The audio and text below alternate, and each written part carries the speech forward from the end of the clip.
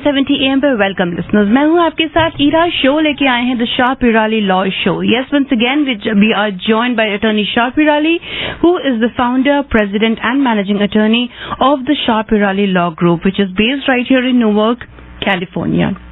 He is a member of the American Immigration Lawyers Association as well as the State Bar of California. He is a passionate advocate of human rights, civil rights, social action and social services. He has a strong interest in and knowledge of the political legal system in the US. He formed his law group to work on the causes that he feels most ardent about. His law group focuses on the immigration laws with an emphasis on employment-based immigration, and he helps his clients all over the US. Offices are in Newark, San Francisco and Washington DC. So listeners, if you are looking for someone to help you with your immigration case, especially get in touch with Attorney Shah and his team. The number to call is 510-742-5887. आप उनकी website पे जा सकते हैं piralilaw.com. That's PEERALLYLAW.com. That's piralilaw.com. आप उनसे बात कीजिए, खास करके अगर आपका एम्प्लॉयमेंट बेस्ड इमिग्रेशन है, लेकिन अदरवाइज भी कोई भी इमिग्रेशन का केस होता है, जरूरी नहीं कि वो एम्प्लॉयमेंट का ही हो, बट अगर कोई भी होता है तो भी आप उनसे बात जरूर कर सकते हैं. कॉलर्स ड्यूरिंग द शो अपना कोई भी आप सवाल इमिग्रेशन का ऑन एयर भी उनसे पूछ सकते हैं. Attorney Sharif will also be joining us today. 11 बजे तक attorney Shah Pirali and attorney Sharif will be on air with us. आप फोन कीजिए ऑन 510-657-1170. फोन करके आप उनसे अपना इमिग्रेशन का कोई भी सवाल पूछ सकते हैं. 510-657-1170. Attorney Shah, good morning. Welcome to the show. Good morning. Good morning to all the listeners. Happy New Year. We were not here last week. Obviously, it was a little bit holiday time. Well, technically, it's the 6th, so we are still in the first week. So, Happy New Year to you. First show of this new year. Exactly. Thank you so much for being here for us. And welcome again to all our listeners. So that means this year we are going in the 11th year of the show. Wow. In the next, so it's been going on for a long time, and I'm very happy to still hear people calling me and saying that they really like this show, they learn so much, etc. So we're going to try our best, of course, to try to make it entertaining, because I'm a little bit happy, not a little bit, I'm very happy today, especially hearing what happened in Georgia. Yes. So we're going to talk about that, and hats off especially to the people of Georgia, especially to my family members who are there, etc. So I really say thank you for voting and for making this happen, because now the whole dynamic will change. But before I start, like as usual, anything I'm going to tell you today is my opinion. You should not act or refrain to act solely on the information provided.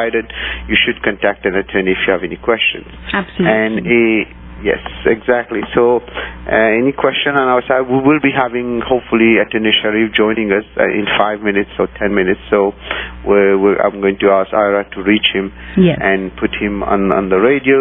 And just to let people know, this show is live today, so you will be able to call if you have any questions. And I'll have Attorney Sharif. We'll talk a little bit about now what we can expect hopefully from the Biden administration, especially now since the Senate is of course is finalized. I hope the Senate is no longer under the control of the Republicans, so most of the laws will not be able to be blocked. Like if you look at the past, I don't know, 15 years or 10 years or something like that, we never had a Senate and a House, the two houses basically, the Congress completely Democratic and the President also Democratic. So things are going to be very, very interesting. So let's see how much the Democrats are going to get together. Hopefully they don't fight among themselves, but I think they got their lesson, and I'm hoping there will be good stuff coming. And of course, what everybody's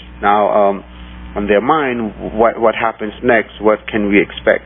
Well, you're not going to see many things in the first year. Maybe some reversing of difficulties, and one of them we just saw Trump expanded his ban on some other countries. I don't have the list actually. I've been busy with other stuff, but we'll talk about that maybe next week. But he expanded it, even though he's in his final days of staying.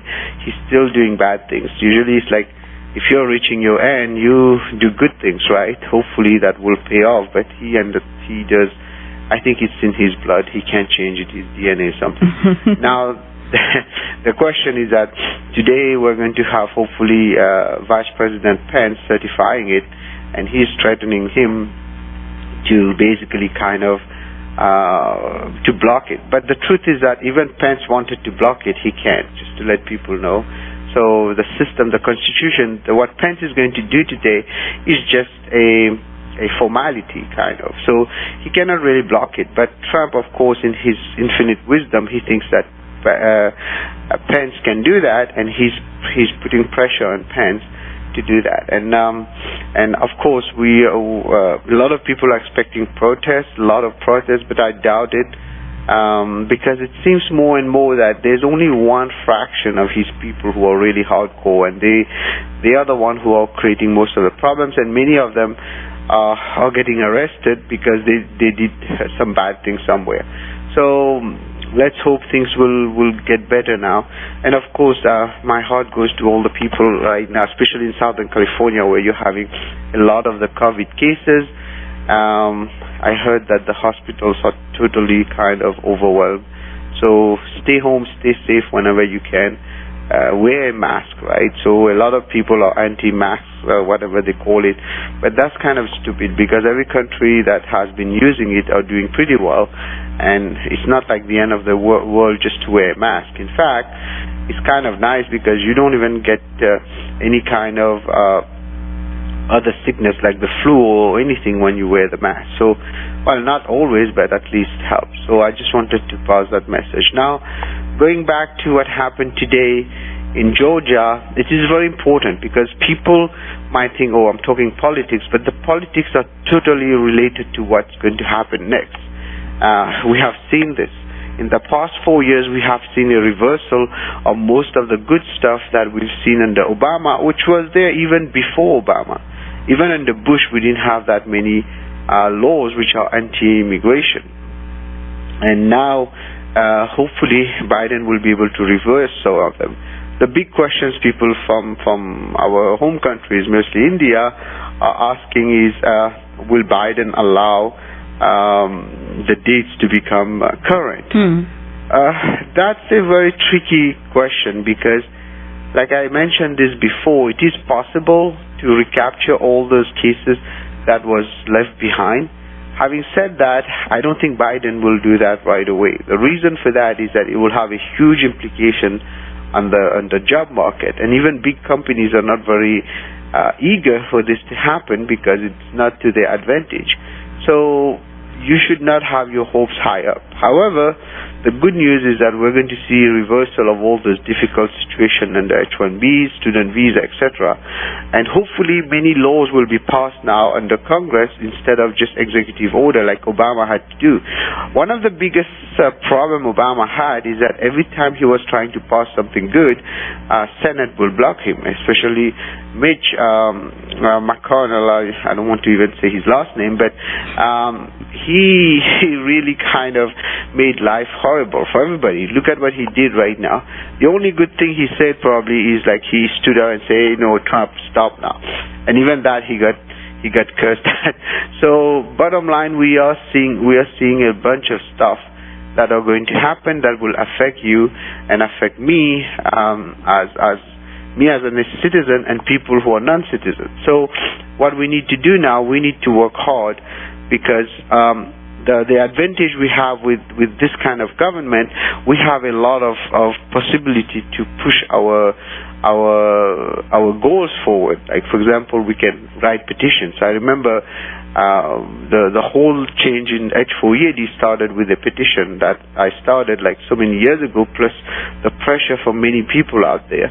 So all this put together can make things happen. So we can start petitions to ask for things. And of course, many of them will not work, but if one works, it's totally worth it. Just like the H-4EAD it did work. I think Sharif is there, right? How do you always know? Hi, Yes, Crenshaw. he's How are you here. doing?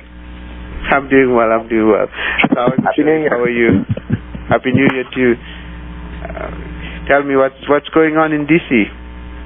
Well, it's an exciting day today because the Congress is going to certify the election results from each state, which will officially appoint the President-elect Joe Biden and Vice President-elect Kamala Harris. So there will be a little bit of, objections and maneuvers, but ultimately it will be certified, and that's in the process right now. Exactly. Yep. So I heard some people were saying there's some riots there. Is that true, or is just? Oh no, just. I mean, there's big like marches and protests and things like that, but I wouldn't call it riots, right? Yeah. Good. At least we have that. Yeah. So Sharif, tell us a little bit. It's New Year, and what do you see coming next on the agenda for immigration? As much as we know, Biden will probably reverse some of the bad stuff. I think there will also be situations of more complicated situations coming up with the visa bulletin, because that's the part that most people are worried about. And I think the visa bulletin might not really get that great like we are expecting, right? Yeah, I think that's true. Even in the proposals that have taken place from some of the, whether it was, the recent Senate bill that passed and then that got stuck in the House, the best case scenario there was that the country quotas would be increased, particularly for India and China, but that would not take effect for another 2 years. And even then, it wouldn't provide complete and total relief. It would be sort of a gradual relief. So I think that, it's important that these things happen and that we hope that there is going to be an end to this discriminatory country quotas. But at the same time, from a legal perspective, and I would say from the perspective of one's interests, you still need to think about what your specific situation requires and whether there are other things that you could do to protect your interests. So, I think one of the things that we've done over the past, few years now is really help so many people move from the backlogs into an EB-1 situation. We've done that, obviously, through individuals of extraordinary ability. We've done that through outstanding researchers and professors and multinational executives and managers.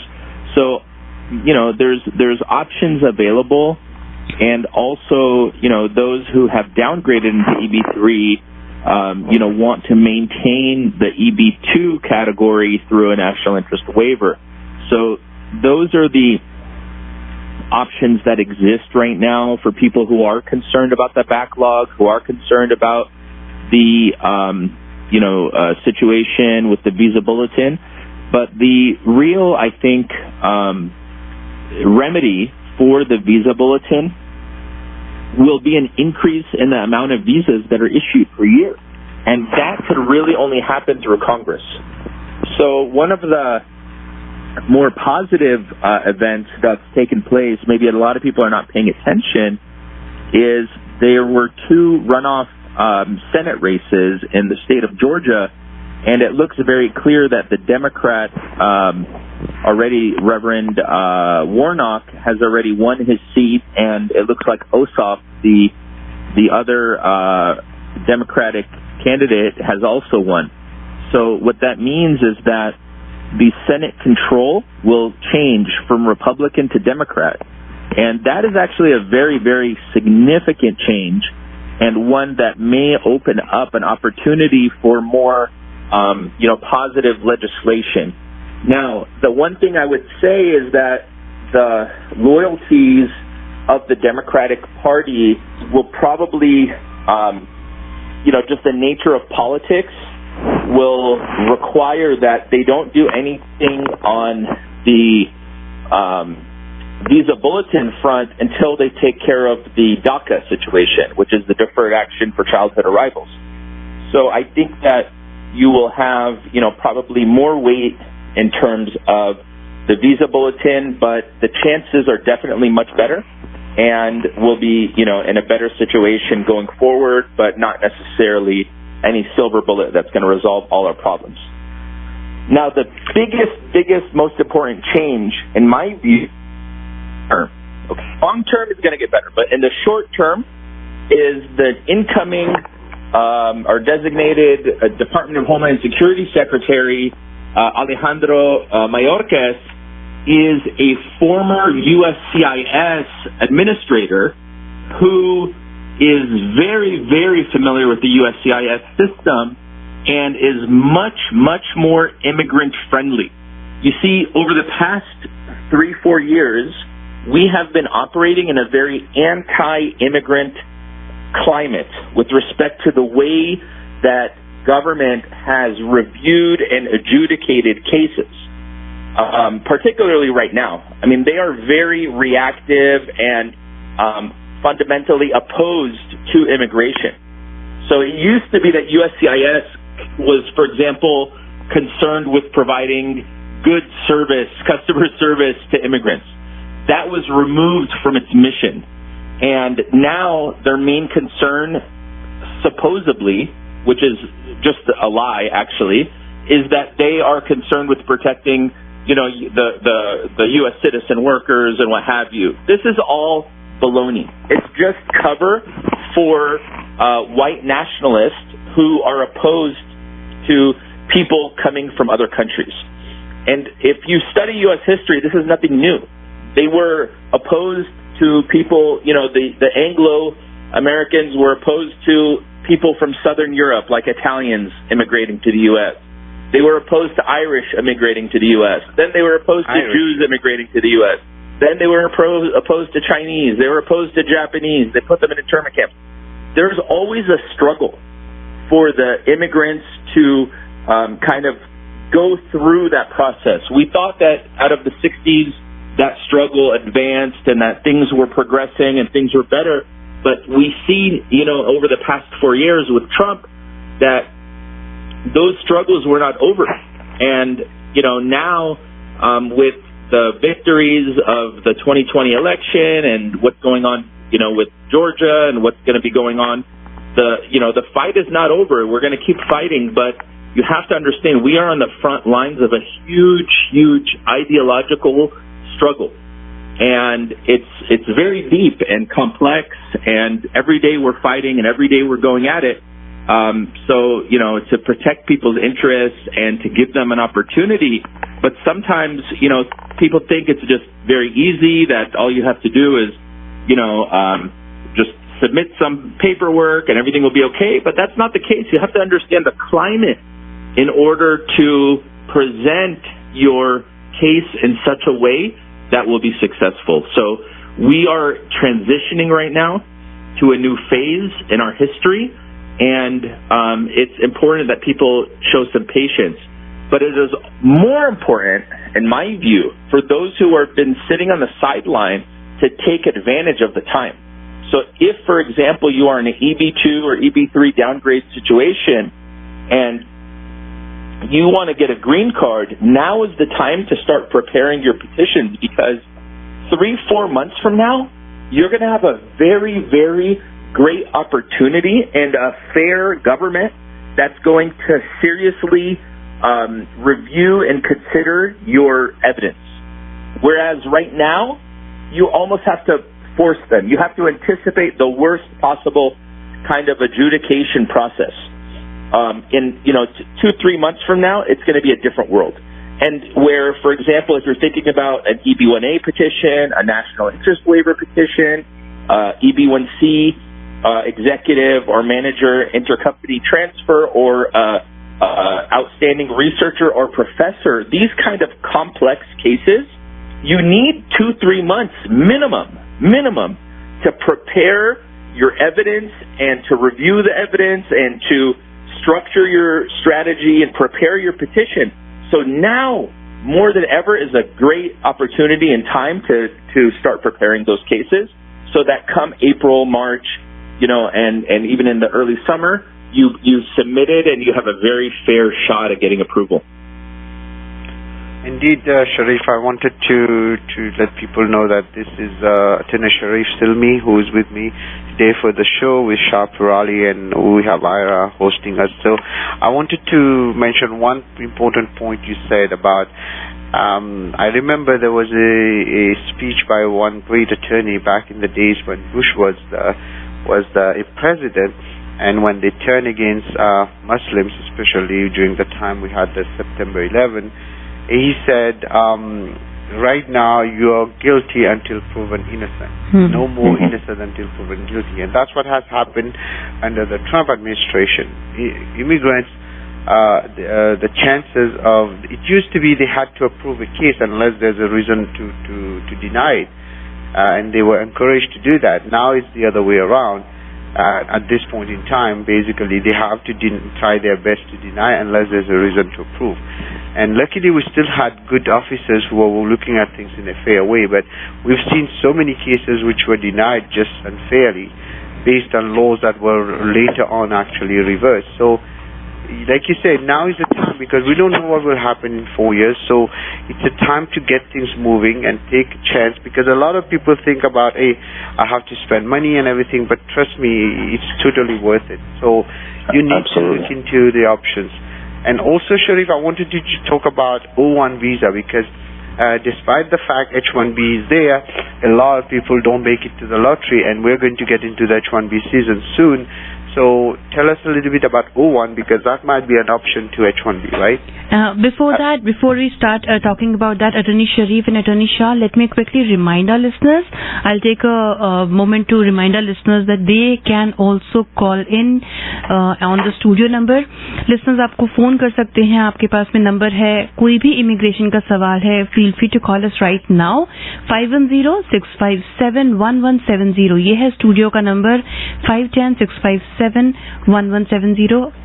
Attorney Shah and Attorney Sharif are with us till 11 a.m. So approximately half an hour, 32 minutes more to go. Right now we have the time. Do call us.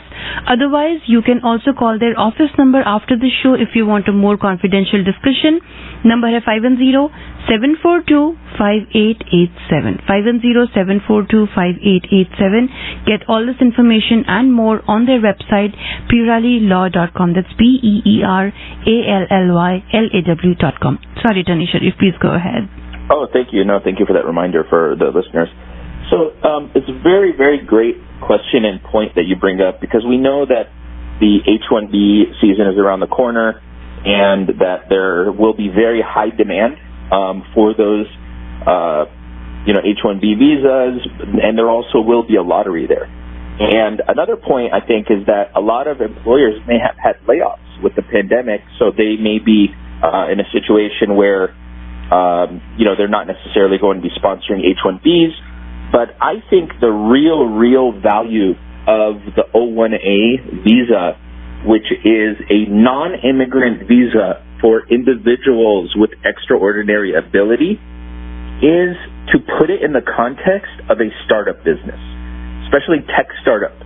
And any tech professional who has that entrepreneurial spirit really needs to consult with us regarding the O1A, because it gives them a huge advantage and step toward becoming a permanent resident in the United States through demonstrating the same kind of criteria that is required for an EB-1A, individual with extraordinary ability, but it is far less scrutinized. It's much easier to be approved. And here what we have is the requirement that you have an employer sponsor, right? So any company that is registered, that's legally formed in the United States, may sponsor an individual for an O1A visa. Now, that sponsorship needs to come from an organization that has some independent structure. So if you're going to form the company yourself, you want to maybe have an independent board, and I definitely want to consult with an attorney before you do that so that we can properly structure it for you or advise you on how to structure that organization. And then that company, that whether it's newly formed or already existing, let me interrupt you. I think we have one caller. We do. We have a caller. Let's take this call and then we can continue our discussion. Hello, you're on air with Attorney Shah and Attorney Sharif. Hi, good morning, sir. How are you today? And Happy New Year. Happy New Year. Great. Happy New Year. Thank you. Sir, after three years approximately, they declined my case. And I called them in Islamabad. They said we are sending your file to National Visa Center in America, Immigration Department. So I said, why I'm surprised, why you declined my wife's case? So they said, sir, we will send you reply within 6 to 8 weeks. So you will get an email in the mail and you will get also a letter from us. It's Mohammed, right? So that will tell you. Mohammed ji, hold on. Attorney Sharif, could you be louder? I can barely hear you. I think that's Attorney Shah. Yeah. Oh, sorry, Attorney Shah, yes. Yeah, so I'm worried what's going on. Right, Mohammed ji, hold on. He's trying to tell you. We won't be able to know unless you decide to sue the government now under writ of mandamus. I can't hear you. Could you be louder? I'm losing you in between. Yeah. Can you hear me? Yes, now I can. Yes. Yeah, so basically it's very difficult to tell because like I told you last time when you called, unless we inquire on the case, and if it is denied, there might be many reasons. So there's no way to tell. Just like that, why they deny it. They can deny it for many reasons. There might be mistakes on the case. There might be security check, especially for Pakistan, security check is a big thing. So it's impossible to tell. So it's the same answer every time you call, unfortunately, because there's no way to do anything. At this point, I told you to call your congressman and keep calling them and see. Now things are going to change, hopefully, with Biden. Maybe you wait for the transition and call like in 1 month. But if it is a denial, then it becomes another way to do that is to refile the entire case. Let's continue. Mohammed ji, can you turn off the radio in the background? There's echo again. Yeah, we'll talk to Mohammed ji. Give us a call at the office. We'll talk because it's the same. No, I tried to call you, but nobody pick up telephone in your office, sir. When did you call? 3-4 times. Did you call today? Because No, I talked to you. I talked to you last time, remember? But the problem I think we can move on to the O1 discussion. Let's move on to the O1 because Mohammed ji, I would suggest you call the office number again, 510-742-5887, and if you're unable to reach them, send them a message to the website piralilaw.com. Sorry, let's continue. Great. Just a quick note, just a general idea is, you are having a huge amount of frustrated situations right now with visa processing at consulates abroad. They are understaffed. They are dealing with coronavirus. They're dealing with so many complications. So, I think that anybody right now, not just the caller, is going to have a lot of struggle and difficulty with consular processing. It's pretty much the worst possible time to go through that process right now. So hopefully, just for information, his case is very, very different. I can discuss about it, but he mentioned it last time. I think there was a lot of mistakes done on that, and to fix that now is going to be very difficult. So, but unfortunately, the truth is, like, unless we get into the case, he just wants us to advise him what to do, but there's no way I can advise until we really kind of work on the case. So, unfortunately, I like when he calls. He's nice, but just on the phone call, we can't fix the case, right? So I think either he hires us, and even if he hires us, there's no guarantee I can fix it. That's a problem. So, unfortunately, some cases are like that. But yeah, you're right on that, Sharif. We have a situation where and we see that not in India, in Pakistan, in Tibet, where they just block the case for any reason. So these are the kind of things we're seeing more and more often. So unfortunately, we are facing that. So go ahead, Sharif, tell us about the Sure. O1. Sure. So getting back to the O1A visa, now someone, for example, is dealing in a tech startup or even an existing business or an existing company that wants to sponsor you as a highly skilled worker. It's really, really a great step towards the green card because it's the same areas of criteria areas that share with the EB1A. So what ends up happening is you have an employer sponsor, and you also need an objective letter regarding your expertise. Then you need to meet 3 of 10 criteria, just like you need to do with the EB1A, except here the criteria are far less heavily scrutinized than the EB1A situation. So somebody who's like a borderline case, it's really a great step because, particularly when we have a normal government, there is a line in the adjudicator's manual that basically states that an individual who has been approved for an O1A visa should have a kind of like, they don't necessarily say that you have to approve it, but the officer should show deference to the previous officer's decision to categorize the individual as a person of extraordinary ability. And this is going to be more easily confirmable and utilized by us with a normal government. So like right now, when we try to bring that issue up with the immigration officers, they say, oh, no, our hands are tied. The directors don't let us do that, even though it says it in the adjudicator's manual.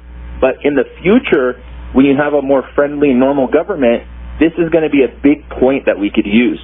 So when you have an O1A approval in your hands and you're now working on your O1A visa, subsequently you could file your EB1A and then you could point back to your O1A approval and instruct the officer to show deference to the previous officer's decision that approved your O1A visa. And this is a really great way for somebody who is in a borderline situation to get an EB1A approved. Yeah, that's where things are going to change, hopefully, and for the better. But Sharif, this is remember we were discussing about that the strict constrictionist kind of situation.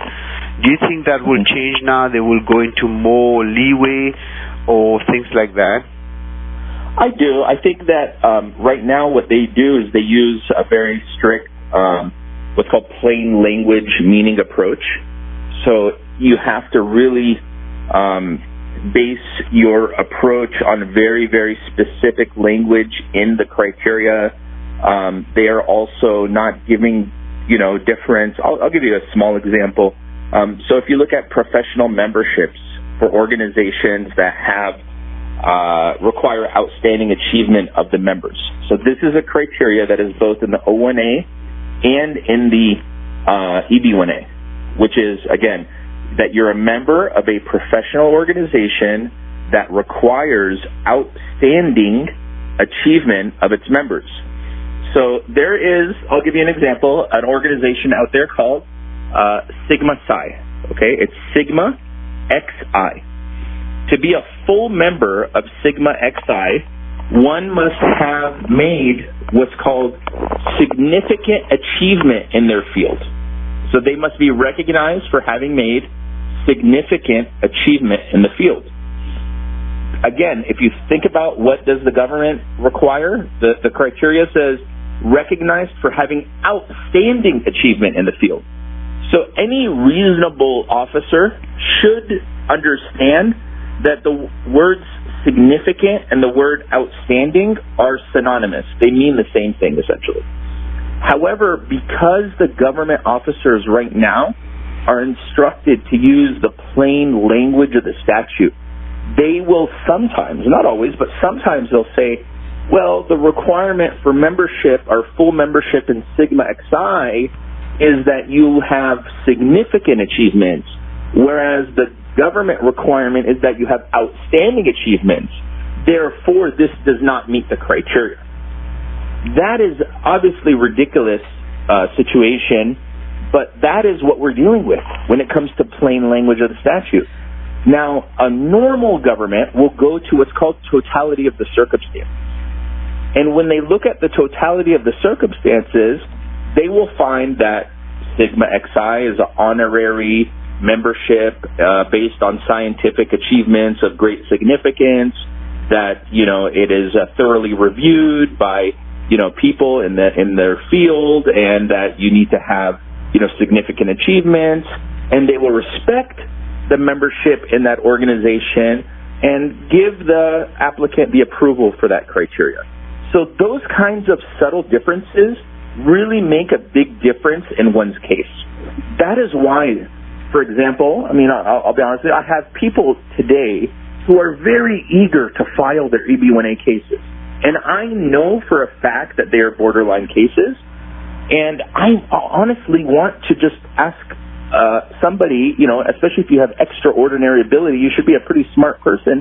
Like, do you not understand that you're putting yourself in a terrible situation by filing in the last 2 weeks of the worst government in the history of the United States versus waiting 3-4 weeks for the new transition to take effect and have a new people in place? Also, I wanted to know, significant or extraordinary, aren't these terms pretty relative? Somebody may be, easily impressed with your achievements, and someone might not find them really extraordinary or outstanding. How do you justify, is there any measurement, like, okay, out of these 10, if you've had 6, how do you decide? How do they decide? Yeah, I think that's the whole point, is that... Plus, something that I would do, I may not look at it very highly, but you like you said in one of the shows, that you can help decide what is outstanding, or, I may not think that I've done something significant, but you might find insignificant. So, indeed, how do you decide that? Yeah, and these are relative terms, and the way that you decide it is with facts. So, for example, and you want to show the officers why and how it is, in this case, significant or outstanding to become a member of such an organization. Was it merely that you paid a $100 annual fee and became a member? Or did you go through a review process where they only admit, for example, a specific percentage of professionals within that field? That would make something outstanding or significant. If they admit everyone, then it is normal. If they only admit a small percentage, a special class of professionals, then that would make it outstanding, important, or significant. So those are the kinds of things. When we think about it, what we're essentially coming to think about is recognition. We want to demonstrate that you have been recognized through objective means, through folks who don't necessarily, it's not your friend, it's not your work colleague, rather it is an objective source that has recognized your expertise within the field.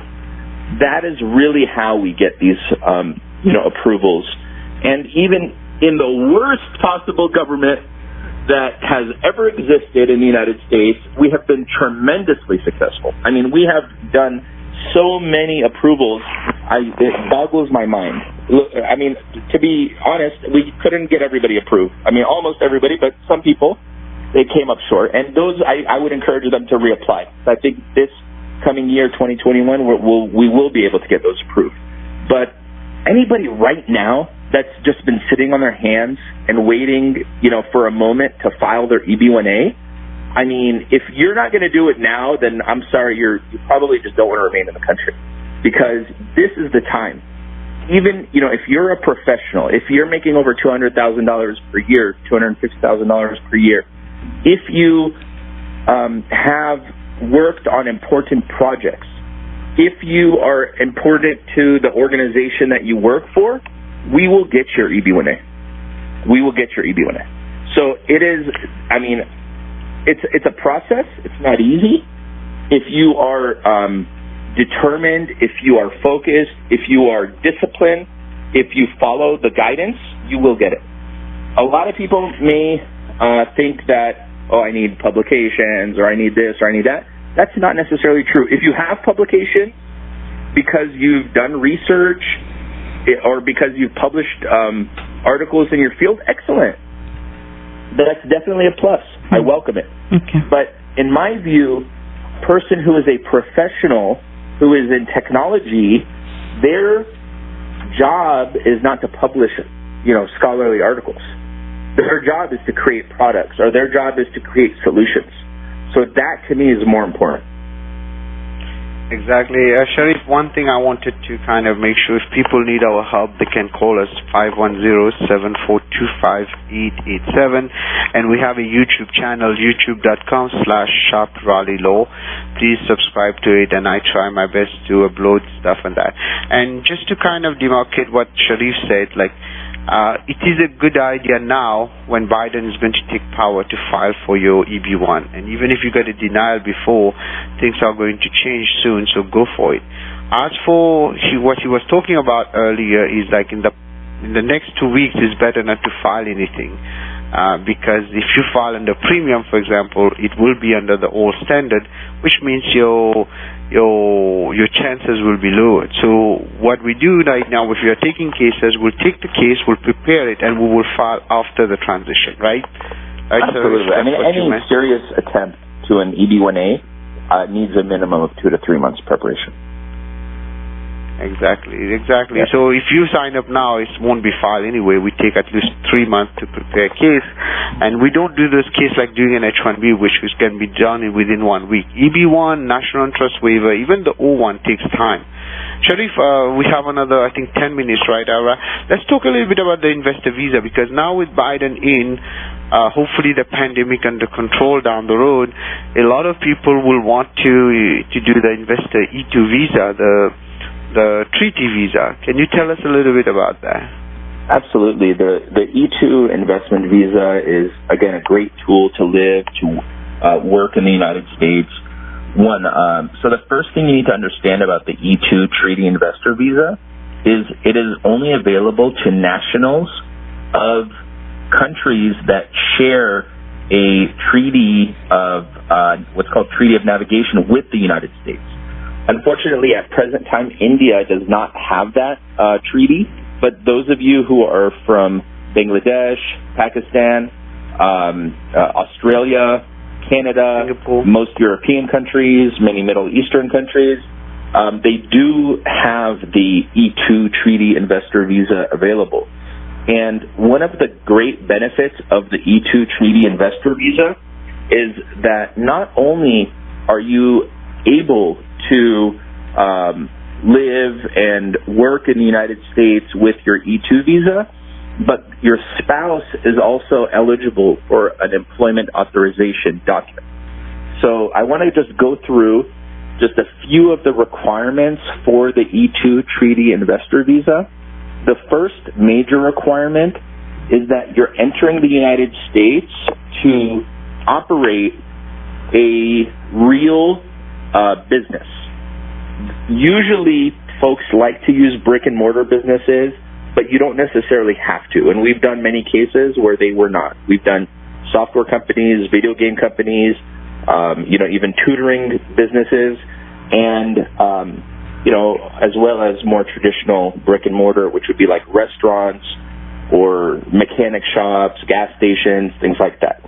So you are opening, it could be a tech company, a tech startup. You're starting the business, which the government or the legal requirement is that it requires a substantial investment. So the substantial investment requirement is it's never really specified what a substantial investment means. But basically, I think that we can find from precedent cases, from previous cases, that the substantial investment can be from $70,000 to $100,000 for the investor. That should be the minimum amount. So if you are investing $70,000 to $100,000 into a business, you are eligible for an E2 treaty investor visa. It's a non-immigrant visa. With some skill, we can position you for a national interest waiver as an entrepreneur. But initially, it's a non-immigrant visa, and you can start your business. You can make your money. Your spouse will be eligible to work. Your children can attend schools in the United States. You can live in the U.S. And really, it is a great, great tool to get your foot in the door. So those of you who, maybe you visited the U.S. and you really enjoyed it and you wanted to spend more time here and you wanted to be able to start a business here, E2 Treaty Investor Visa is definitely the way to go. You can basically apply at the consulate level. That way you can get a multiple entry visa. Or if you are already in the U.S. and you're from one of the treaty countries like Pakistan or Bangladesh or Australia, Canada, you can do what's called a change in status. So you could change from a visitor visa to an E2 treaty investor visa upon showing the requirements. So, again, this is really a great way, and it's not that difficult in terms of, especially if you have a business in mind that you want to, and that you are an entrepreneur. So really, really great tool to use. Exactly. So this is another one of the options that some people have. And again, ladies and gentlemen, we are in conversation with Attorney Sharif Silmi, who handles the Washington, D.C. office for the Shapirali Law Group. And he's pretty much the wizard when it comes to the EB1. That's one of the clients wrote. True. It's true, he is, because the kind of cases he won, he was able to fix and won that. Even myself, I was amazed in the beginning. During the Trump administration, too, Attorney Shaw. Yeah. Oh, yeah. Now that the Trump administration is ending, I can say that. But before, I would never say that. Before we couldn't say that. But now we can say hopefully things will get better. Well, it's going to get a little bit worse before it gets better, because the Trumpanzees are not going to give up right now. So we just need to be a little bit more cautious. But at the same time, I'm very hopeful. Hopefully we beat up the pandemic this year. We won't beat up the pandemic completely, but at least it will be under control, because now we'll have people who know what they're doing in charge. The biggest issue we had, not only with the immigration, but with everything, is that we had a bunch of I don't know how to put it, but useless people in charge. So now the question, Sharif, that many people ask me is why would someone go for an EB1A when they can get an EB1B with a company? And the obvious question, of course, is that autonomy you have. But tell us a little bit about those two. Well, I think there's two reasons why I would advise one to pursue an EB1A rather than an EB1B. The EB1B has a limitation where it is only, even though a private company can sponsor your EB1B, the job function that you are pursuing must be research only. So it has to be analogous to like a researcher in a university lab. So, for example, I've seen people who receive NOID, a Notice of Intent to Deny, for EB1B, and they'll meet. With the EB1B, you only need to meet 2 criteria rather than 3 with the EB1A. So they'll meet 2 criteria, and the government will say, you've met 2 criteria. However, we are going to deny your case, or we intend to deny your case, because the job function that you undertake is not 100% research. It is, for example, many people are working in research and development. So if you work in R&D, technically you do not qualify for an EB1B.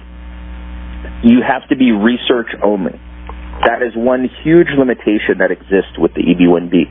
A lot of company attorneys don't necessarily, pay attention to that, and it ends up resulting in NOID and ultimately a denial. So that's one reason why I think the EB1B has a big limitation. The other main reason why I think the EB1A may be a better option for many of our listeners is because the EB1B requires a company sponsor, whereas the EB1A can be a self-petition. So you do not need a company sponsor to file an EB1A. However, in the case of the EB1B, you do need your company, your university, to sponsor your case. So for these reasons, I sometimes, advise people to go with the EB1A route. For example, we had a case where it was actually a chief technology officer of a small company, but essentially this person was kind of the innovation, researcher for the organization. They only had about 5 employees. And, we looked at it. He actually came in as the EB1B client. And, upon preparing the case, I was concerned that, it would be an NOID situation because it's such a small company that it was not clearly a research, only segment of the company that this individual was involved in. So we moved him to an EB1A situation, and his case was approved without RFE, without question. He was very talented, very highly paid person. But, I think that you'll find that those are the situations. I mean, look, if I look back at hundreds and hundreds of cases I've done, there's one factor that weighs heavier than anything. That is salary. You command a high salary, we can probably get you in. I mean, particularly those who are over 200, you have a good chance, but over 300, I think, we can make a really, really strong case for you because, money never lies. And, that I think is a very objective fact that cannot be disputed. And sometimes you have to kind of dance according to the music played. And, in a very capitalist society, that is one fact that is indisputable with regard to the criteria that exist. Other criteria are can go either way. I mean, for example, critical role for an organization that has a distinguished reputation. I mean, this is basically going to be something that, that is presented as testimonial evidence through a letter from a witness, right? This is what the person does. This is why it's critical to the company. And then maybe you substantiate it with other evidence. But a salary is you can't fake it. I mean, you need to show your W-2s, you need to show your income, and if you are in a top percentage, by definition, that means you're among the very best within your field. That's it. Case closed. So exactly, I think salary is 100 times more important than scholarly articles, 100 times. Really? So that's important. That's a very important point you brought up because a lot of people keep thinking, I don't have enough publications, etc. I just had one this morning. So I wanted to let people know we're almost done with the show now, and I wanted to thank Attorney Sharif and Ira for helping today. And I also wanted to mention sad news. One of my good friends just passed away. I just found out she was only 26, right? 26? So, and she was a great psychologist, and I wanted to say a special shout out for her. So that's really a sad news we are terminating with, but hopefully she's in a good place now, and I really pray for her. So I wanted to say all my condolences to the family, right? And also I wanted to thank you all for listening. And Sharif, one last word. I think we have 30 seconds to go. We do. Yeah, I mean, the last word obviously is that everybody needs to look at your own individual circumstances and take matters into your own hands. This is America. And if you read American history, if you know about the struggle of immigrants in this country, it's always the ones who take matters in their own hands who are successful.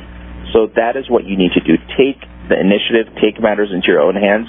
I have hundreds of examples of cases where people called 10 different attorneys. All of them said, you don't have a chance in the world. They called for them.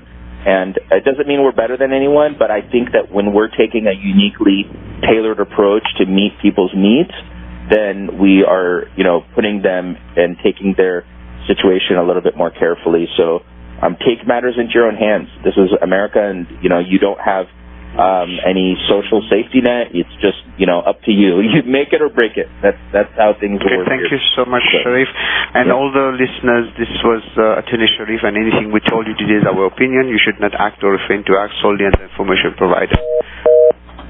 Right.